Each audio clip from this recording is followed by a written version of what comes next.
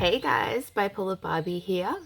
And I'm going to answer the question, where have I been? That's a good question, and thank you all for asking. I have been away for this week, just, I guess, emotionally and physically on social media because I've just had this massive issue in my personal life with a friend, and it's probably an issue that I took on more than it was my responsibility to, but at the same time that's just the kind of person that I am, and I am really glad I took on that responsibility. But it's in regards to, I guess, finding a friend that just disappeared off the face of the earth.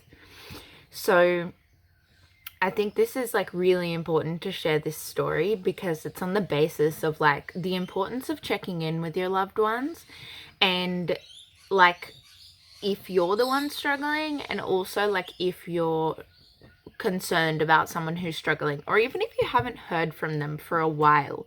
Because the main issue with this one was that everyone just kind of thought like, oh yeah, I haven't spoken to that person in a while, but like assuming that they were speaking to other people. And it wasn't until like I started putting like two and two together and was like no one has spoken to this person. And I started just like asking around, like, have you seen this person? When's the last time you saw them? And they hadn't been in contact with anyone for like over a week. They hadn't been on like social media. They weren't answering phone calls. They weren't answering like text messages, Facebook messages, DMs, emails. And they hadn't accessed like their Google accounts, like basically their phone at all. So it sort of came to this really scary point of like, where is this person and what is going on? Like, there's a difference between like avoiding people, which like I do a lot, and not wanting to kind of talk to anyone and getting into like a depressed place, and this like not one single person has like heard from you. Because I mean, even when I'm super down, I often like kind of check my phone and be like, oh, like that's not important. It's just someone like talking shit or like wanting to hang out. Like if I looked at my phone and saw that there was like 100 messages from people being like, are you alive? Just give us a sign of life. Then I would respond to someone even if it was like just a thumbs up. So that's what I guess was kind of really frustrating about this. And I went through like a whole range of emotions, like particularly because this person missed like important commitments, business meetings, like things that they run, just completely went off the face of the planet. And it's not like them to do that. I've known this person for a while, and yeah.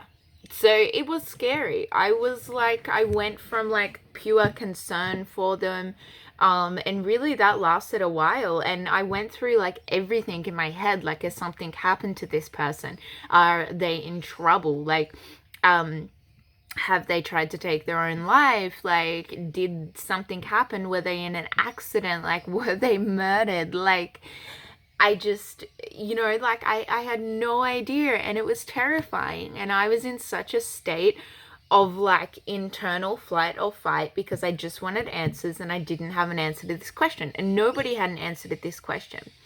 And even though I'm like very far away from this person, we checked, and like, they apparently were like not at their house, or like nobody could find them, even their like closest friends and family and things like that. And once it got to that point of a week and we'd had complete radio silence, I was the one that was kind of like, okay, like, I really just need to find out where this person is, what happened. Like, some people were saying like maybe they've gone overseas, and it was just like this whole mess.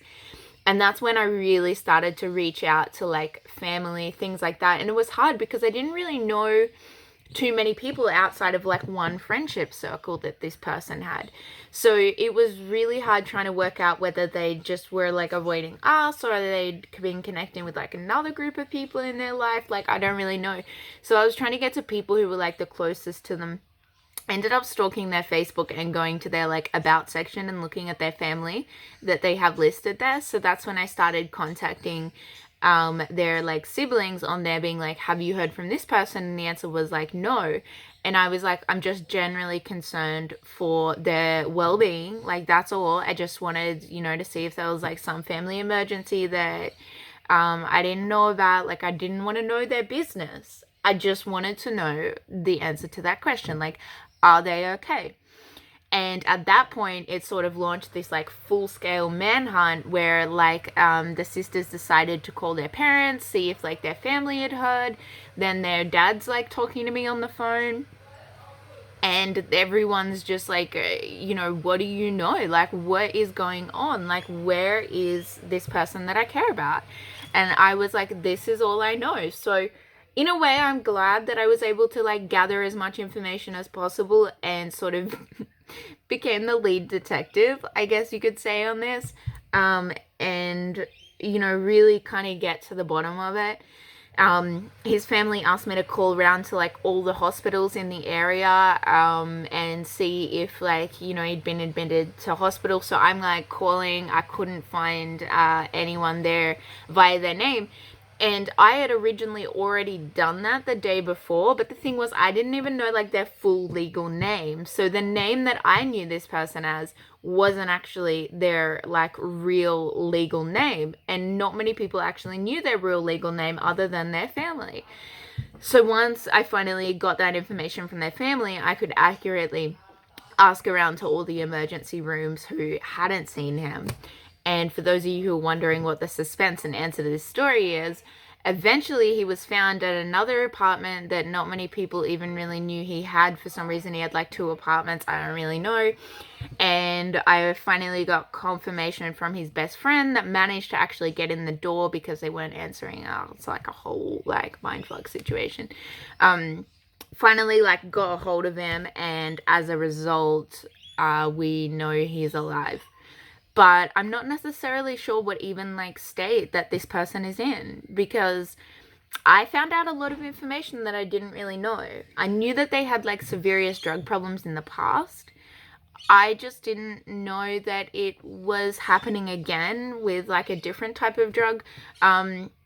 And I guess like a lot of other people knew it, and like when I had drug like problems in the past, I don't know what is worse, people not realizing that people in their life are struggling with some kind of addiction, that they're always high when they're speaking to this person and interacting with them, and like we don't see the signs, or the fact that like nobody, I guess, like the people that did know, like I'm almost just as disappointed in them that they didn't like figure it out.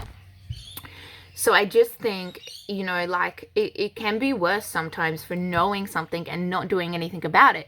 Like people that I was close to were like, oh yeah, like we knew that that was happening. We knew that they were like back into like the drugs, and that they were even dealing drugs, and that it had gotten to like a severe point that they were doing it like a lot, and it was really affecting their health and affecting like their business and like all of their life interactions. But like nobody like checked in with them. And it's like, I'm kind of going through this thing now. It's like, okay, well, are these other people in my life okay with people doing like this amount of drugs and like self-medicating? And the answer is like, no, I'm not. I'm not okay with someone, 1, ignoring those signs, and 2, like being okay with someone doing that. The people that I know though are not necessarily like in a position, I guess, to be able to, because it's more of a professional relationship, to be able to maybe have those conversations. So I think that could possibly be an excuse of why they sort of ignored it. But for me, it's absolutely terrifying. It's really scary. And I think that is where like a lot of anger came in as well, because it's like, okay, all of these people are being worried about you. And it's like the reason now is not necessarily like some external force has like interacted and like wiped you off the face of the earth. It's like you've just gotten like, I don't know, too fucking high to like give a shit anymore, or you're just at some point where you're just like I don't know, like you're skitzing out about it.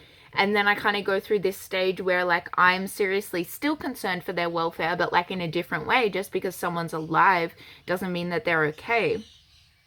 And I think that's something that we really, really need to understand, to be there for people when they are going through such tough times. And I have to deal with, I guess, my emotions as well of being on the receiving end of this, because it's really hard. It's really, really frustrating to have to, I don't know. It's just a difficult situation for, I think, everyone. And, you know, I think it's also okay to feel angry. I'm not going to be like externally angry towards this person because I know that they are struggling. But I think it's okay to feel anger as an emotion yourself for someone who has put you in this position, for someone who has done something so stupid, so reckless. But at the same time, you have to be really understanding that there are things that happen in a person's life or reasons that they end up self-medicating. And that's what drug use is. It's self-medicating. Like, everyone who's use drugs, whether they're in denial or not, they're self-medicating something. There is a reason that they do not want to be in a lucid mind state. Like, there is a reason that they can't be within themselves, or they can't stay in this state of mind. They have to alter that state of mind with drugs. And no matter what type of drugs it is, it's self-medicating. It's like alcohol, cigarettes, even weed, like ketamine, cocaine, like that's just the drugs. Like meth. I mean, like whatever it is. I just so I'm trying to be really understanding of that, because I do know that. And when I asked their family in particularly, like, what, you know, they wanted me to do from this point, like what I could help them out with, like, you know, I said, if there's anything I can do, let me know. And their mother actually said a really profound thing to me that was, please just make sure they know that they're loved, and try and keep them on the straight and narrow, you know, like encourage them that there is a better life, that there is a better way. And I know this person knows that, because that's what they preach all the time. And I think that's what's really upsetting for me as well, is the fact that they, like, it's almost like a disappointment that I have in them, because they are encouraging me to live my best life, encouraging me in recovery, yet it's like now they're suddenly a fraud. And that's really disappointing. It's really hurtful. Like, there's a whole bunch of emotions that I am feeling.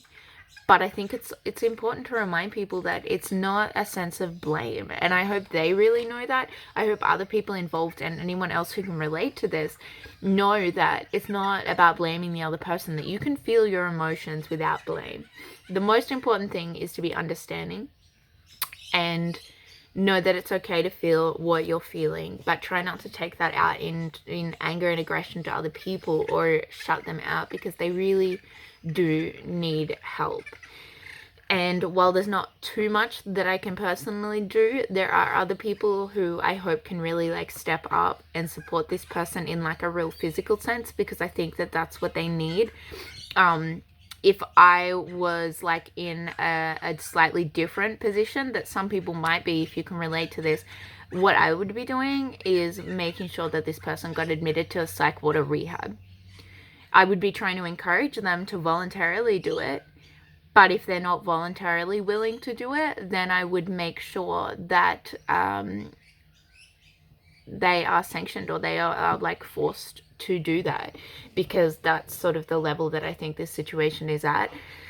And I don't think that there's anything wrong with that, from someone who's been in that situation where it probably could have benefited from that. And a lot of the time I really wanted to reach out for that kind of help, but whether it was finances or whether it was just being scared of like taking that leap into those strange situations, like being in a psych ward or like a rehab facility. And you know, it's actually really life-changing to be able to do that. And someone might not be on board with it in the beginning, but in the long run they really will be. So I encourage anyone who is concerned about someone to reach out, to offer like as much support as they can. Sometimes online support is not enough. sometimes people do really just want to sort things out on their own, but there is like a level to how far that can go. So I guess moral to the story, keep an eye on people that you love. Reach out if you're worried about them. Don't be afraid to reach out to other people that they know if you're concerned about them. You don't have to be up in their business. You don't have to share secrets. It's just about going, hey, I'm concerned about this person. Have you heard from them? And if it's like, yeah, I've spoken to them recently, it's like that's as far as the conversation like really needs to go. So there's no like talking behind other people's backs. But I think sometimes, like, if you have violated the trust with someone, like if you've been secretive around things like drug addiction, I do think it's okay to share that information with other people that care about them, whether it be like their family or super close friends. If you know some information that you think someone in their life should know, I think it's okay to share that information as well. There are some times that warrant that full disclosure if you can't get through to a person, because if it's a matter of like public safety or even like their personal safety, then it really is something exactly like psychologists or anyone else does, like doctors. The only time they break that patient confidentiality is when they think that someone is a serious harm to themselves or other people. So I do highly recommend that yeah, you reach out to the people that you care about. Like, I think there's so many lessons in this story. I'd really like you to comment below if there's any part of it that you need clarifying, because I just had to get this internal block out of me. I just had to share this because it's really been eating up at me. It's really been consuming like every cell in my being. So for me today, the plan is really to just detoxify that negative energy out of my being, reset from that constant flight or fight response I've been running in for a week, which is just extremely exhausting. Takes a toll. I got like all of these like pimple breakouts that are just loving life on my face right now. I'm not loving them though, but that is like what stress can do to a person. And yeah, I think it's just really, really important that we all step up and take a leap of faith. I don't know. I'm just rambling now. So I'm going to leave you all with that. Please let me know if there's anything you want me to talk about in my videos. Let me know in the comments below. I would love to answer any questions that you might have on like any topic. And we'll go from there. I'm sending all of my friends and family and loved ones, as well as them, personal support, as well as just positive energy, healing energy, and love, kindness, you know, complete and ultimate acceptance, just because I think they really need that now. And I'm also sending that out there to anyone that needs it, for anyone that's struggling. And I really hope that people know that there is help available, that it's not okay to be self-medicating, and it's not like it's okay to not be okay, but it's also not okay in the sense that it's not okay to stay in that state. You don't have to. There are ways that you can help yourself. There is another way, there is another life. So please always remember that, and much love.